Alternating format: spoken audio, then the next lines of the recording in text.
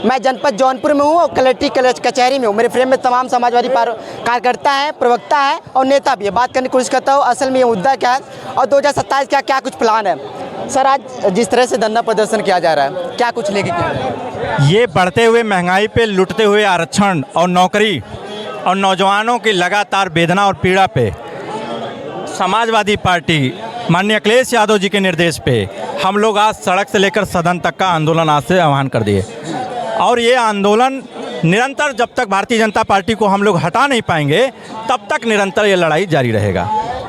Petrol diesel बताया जा रहा है कि इंटरनेशनल प्रॉब्लम है, क्योंकि ईरान और अमेरिका का युद्ध चल रहा है, उसी से क्राइसिस हो सकता है, तो इसमें महंगाई थोड़ी हो सकती है। आप सोचिए कि जब देश में बैरल 108 था, $108 बैरल तेल था, तब मनमोहन सिंह की सरकार जो है 50-66 रुपये में तेल देती थी। आज उससे भी कम अब बैरल आ गया तेल अंतर्राष्ट्रीय अंतर पे। फिर भी भारतीय जनता पार्टी सिर्फ जो है महंगाई बढ़ा के लोगों की कमर तोड़ने का काम कर रहा है। आप सोचिए कि एक भी उत्तर प्रदेश में बिजली घर 10 सालों में नहीं बना है और 10% बिजली वृद्धि कर दिए। तो बिजली और आप अभी देखिए किसानों का खाद, नौजवानों का नौकरी, इन्होंने 2 करोड़ नौकरी देने का वादा किया था, इन्होंने 100 स्मार्ट सिटी काम करने का वादा किया था, इन्होंने स्मार्ट लैपटॉप देने का वादा किया था। मगर विश्वास है कि सारे नौजवान अपने आप को छला महसूस कर रहे हैं और यही नौजवान अंगड़ाई लेने के लिए सड़क उतरा है। और आप जानते हैं कि इस देश का इतिहास है, जब नौजवान भगत सिंह ने 23 साल में अंगड़ाई लिए तो इस देश में अंग्रेज को भारत छोड़ के जाना पड़ा। आज तो लाखों करोड़ों नौजवान भगत सिंह के रूप में अंगड़ाई लेने के काम कर रहे हैं। तो ये अंग्रेजों के मुखबिर कितने दिन तक टिकने वाले हैं। वर्तमान सरकार कहती है विपक्ष को केवल 2 करोड़ नौकरी की बात करते हैं, 15 लाख की बात करते हैं और सारी चीज़ें विकास नहीं दिखती। जैसे बहुत सारी विकास हो गया, राशन दे रहे हैं फ्री में मोदी जी। हम तो कह रहे हैं कि मोदी जी विकास कार्ड जनता में लेकर जाएं। मोदी जी तो ये भी कहते कि अगर मैं नहीं कर पाऊंगा तो मुझे किसी चौराहे पे और भी कुछ कर लेना। बोले थे कि नहीं बोले थे? तो हम तो कह रहे हैं कि जनता तैयार है, उसी चौराहे का इंतजार कर रही है। प्रधानमंत्री जी आए, इस बार पता चल जाएगा। आप भी जानते होंगे कि सटा हुआ बनारस जिला है, बनारस जिले में इस बार 4 घंटे मोदी जी पीछे थे। तो जो भारतीय जनता पार्टी का झूठ है, उसका जो झूठ गुब्बारे से निकल चुका है। अगर मोदी जी झूठ बोलते तो 3 बार प्रधानमंत्री नहीं बनते, तीसरी बार। मोदी जी का झूठ इतना है कि अगर हम आपको बताएं तो 1.5 घंटे से ज़्यादा हो जाएगा, फिर भी नहीं बता पाएंगे। मोदी जी ने 100 पेपर लीक कराया, 100 पेपर। इनके वित्त मंत्री जी का काला कारनामा, इनके शिक्षा मंत्री का काला कारनामा, इनके रक्षा मंत्री का काला कारनामा, इनके मुख्यमंत्री का काला कारनामा। अगर उसका एक लंबी फेहरिस्त है, अगर उस पर संवाद किया जाए तो घंटों बीत जाएंगे। हम तो चाहते हैं कि किसके नल में जो है जल कल का पानी आ रहा है। 31,000 करोड़ का भ्रष्टाचार टंकियां नहीं सह पाई भारतीय जनता पार्टी का, और वही भ्रष्टाचार नहीं सह पाई और सब फट के गिरने लगी। किसी के नल में पानी नहीं है। ये भारतीय जनता पार्टी के लोग बखूबी जानते हैं कि सिर्फ विज्ञापन से चुनाव लड़ना जानते हैं। हम तो कह रहे हैं कि गंगा साफ हो गई, लोगों को घरों में पानी मिल गया, नौजवानों को नौकरी मिल गई, किसानों को खाद बीज पानी मिल रहा है, गड्ढा मुक्त सड़कें हो गई, अपराध मुक्त प्रदेश हो गया। कुछ नहीं हुआ। ये नौजवान और किसान, मजदूर, माताएं, बहनें सब छला महसूस कर रही हैं। और आपको मैं बड़ी जिम्मेदारी से कह रहा हूँ कि 2027 में भारतीय जनता पार्टी की विदाई यही नौजवान और यही बुजुर्ग और यही माताएं बहनें करने के लिए तैयार हैं। वो तारीख की इंतजार कर रहे हैं। 2027 में बदल जाएगा? बिल्कुल बदल जाएगा। 22 में यही चर्चाएं चल रही थी, विजय रथ निकला था अखिलेश यादव का। आप सोचिए कि 22 में इन्होंने इलेक्शन कमीशन के दम पे और पूरी एजेंसियां लगा के लूटा गया। कौन नहीं देखा कि पुलिस के लोग सादे ड्रेस में वोटिंग किए। हम तो मांग लगातार इलेक्शन कमीशन से करते रहे कि जो CCTV फुटेज लगाई गई है वो वीडियो हमें दिया जाए। और इलेक्शन कमीशन की निष्पक्षता पे लगातार सवाल इसलिए भी खड़ा हो रहा है कि election commission Bharatiya Janata party का एजेंट के रूप में काम कर रहा है। कौन नहीं जाता कि अभी जस्ट बंगाल में चुनाव हुआ, 27 लाख लोगों को रोका गया मतदान से। क्या यही लोकतंत्र है? 27 लाख लोगों को आप मतदान से रोक देंगे? तो इससे ये अंदाज़ा लगाया जा सकता है कि Bharatiya Janata party election commission से मिलकर जो है उत्तर प्रदेश का चुनाव 22 में लूटी है। मगर इस बार हम लोग चलने नहीं देंगे। हम लोग सड़क पे चलेंगे और लोहिया के अनुयायी हैं। लोहिया ने कहा कि जब सरकार अगर जो है आवारा हो जाए तब सड़क से लेकर सदन तक हमें उतरना होगा। आज समाजवादी सड़क से लेकर सदन तक उतरेगी। क्या कुछ कहेंगे आज जिस तरह से धरना प्रदर्शन किया जा रहा है महंगाई को लेकर और पेपर लीक को लेकर? नहीं, सिर्फ 2 मुद्दे नहीं हैं, हमारे तमाम मुद्दे हैं।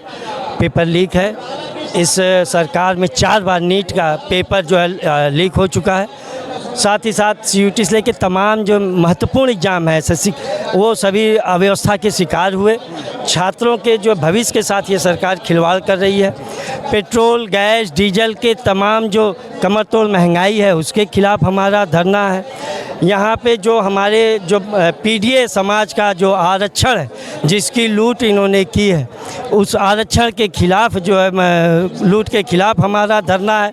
साथ ही साथ हमारा धरना जो उत्तर प्रदेश के सरकार में असंवैधानिक रूप से जो फर्जी इनकाउंटर हो रहे हैं उस फर्जी इनकाउंटर के खिलाफ़ हमारा जो है ये धरना है। हमारा धरना जो बिजली की कीमतें बढ़ाई गई हैं उत्तर प्रदेश में उसके खिलाफ़ है। हमारा धरना जो बिजली की व्यवस्था ध्वस्त हो चुकी है, जो सड़क देखिए तमाम बड़े बड़े गड्ढे हो गए हैं, जनता को जो परेशानियां हो रही हैं उन परेशानियों को लेकर समाजवादी पार्टी के राष्ट्रीय अध्यक्ष माननीय श्री अखिलेश यादव जी के निर्देशानुसार ये धरना प्रदर्शन किया जा रहा है। आज इसमें देख रहे हैं आप प्रचंड गर्मी में भी जनपद जौनपुर के कोने कोने से हमारे समाजवादी कार्यकर्ता आज एकजुट होकर पूरे जनपद के साथ साथ पूरे प्रदेश को एक संदेश देना चाह रहे हैं कि अब समय करवट बदल रहा है। आने वाले 2027 में इस प्रदेश में समाजवादी की सरकार होगी और इस प्रदेश में संविधान की जो बात रखने वाले लोगों की सरकार होगी। इस देश में प्रदेश में PDA की सरकार होगी और हम सब लोग एक बार इस जो BJP की तानाशाही है, जो योगी सरकार और जो मोदी सरकार की तानाशाही है उसके खिलाफ जनता खुल के आवाज़ उठाने वाली है। क्या भरोसा करे जनता की आपकी सरकार आएगी तो महंगाई कम कर दी जाएगी? नहीं, देखिए हमारी सरकार आम जनता के लिए करती है और ये जो मोदी की सरकार है हम सब लोग जानते हैं ये 24 घंटे काम तो करती थी।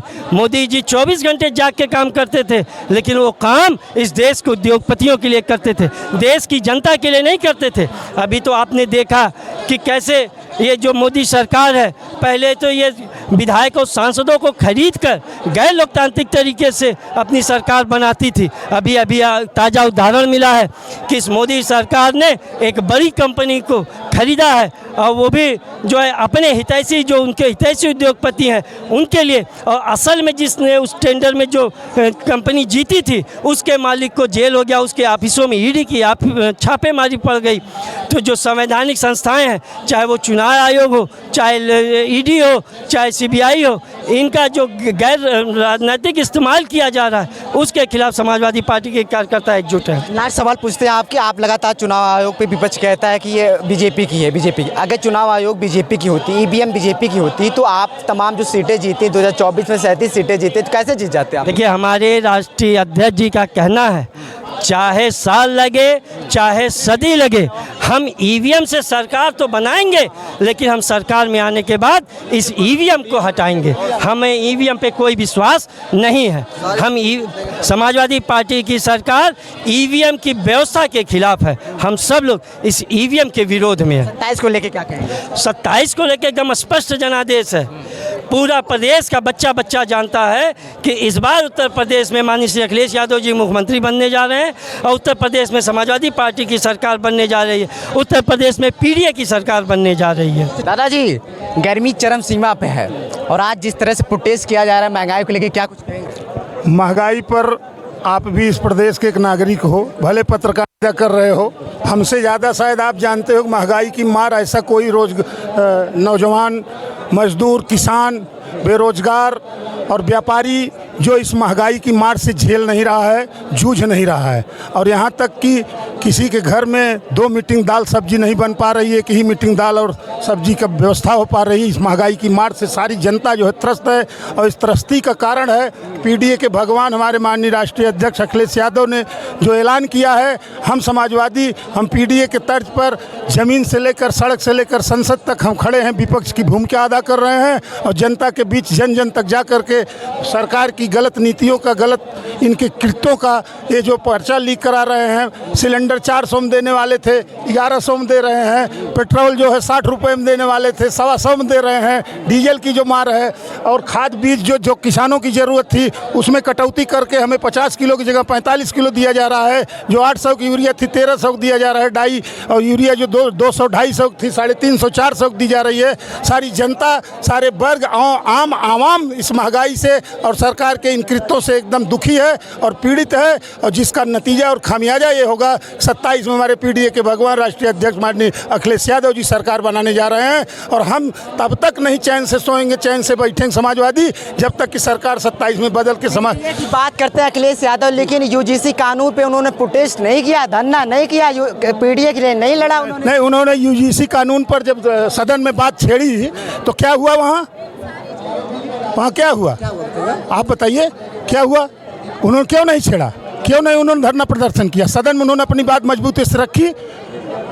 हर मुद्दे पर अखिलेश यादव धरना करते हैं, साइकिल से निकलते हैं, रोडों पर उतरते हैं। जब लोकतांत्रिक व्यवस्था में जो सरकार चलाती है, लोकतंत्र की व्यवस्था में विपक्ष को यह व्यवस्था दी जाती थी कि वह सड़क से सदन तक जेल भरो, डेरा डालो, घेरा डाल, तमाम अपना विरोध प्रदर्शन करने की वो थी। और ये तानाशाही सरकार, जब कांग्रेस, ये भाजपा की सरकार जो चल रही वर्तमान वर्ती सरकार, जब ये अंग्रेजों से भी ज़्यादा प्रताड़ना करने लगी, नौजवानों के ऊपर डंडा मार रही है, जो अपना धरना प्रदर्शन करने जा रहा है उसको जो है लाठीचार्ज करवा रही है, घसीट के जेल में डाल रही है, फव्वारे चलवा रही, मुकदमे कायम करा रही है, तो उन्होंने उस पैटर्न को चेंज करके सदन में अपनी बात को मजबूती से रखते हैं।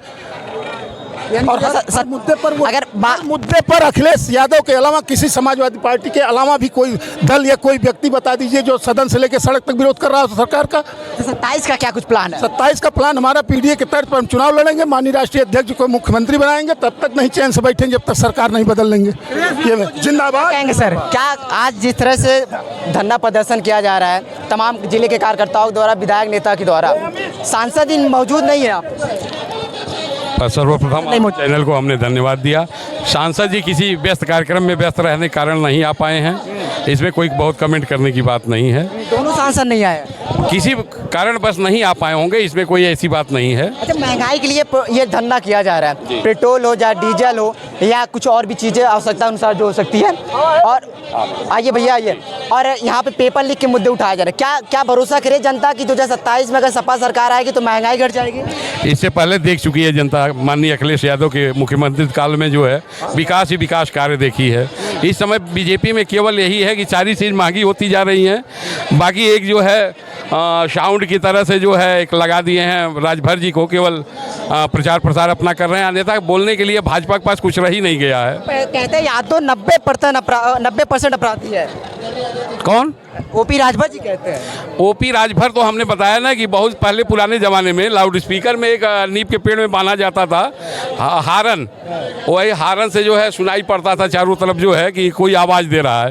तो ओपी राजभर साहब केवल हारन की तरह से आवाज़ दे रहे हैं, वो किसी को कुछ कह सकते हैं। इससे पहले जो माननीय अखिलेश जी के साथ में थे तो बीजेपी उनके सारे लोग बुरा लगते थे। आज अखिलेश जी या सारे यादव बुरा लग रहे हैं, वो तो उनकी मेंटलिटी है, उसके बारे में कुछ कहा नहीं जा सकता है। साथ अभी समाजवादी पार्टी के तमाम नेता कार्यकर्ता थे और लगातार ये चर्चाएं बन रही है कि बाकी आपकी विचारधारा क्या है 2027 को लेकर, जिस तरह से आस लगाया जा रहा है कि अखिलेश यादव की सरकार आएगी, तमाम विपक्ष के द्वारा, तमाम समाजवादी पार्टी के कार्यकर्ताओं के द्वारा? अपनी राय प्रतिक्रिया कमेंट बॉक्स में जरूर दीजिएगा। मैं आपका सनी, जनपद जौनपुर की धरती से, धन्यवाद।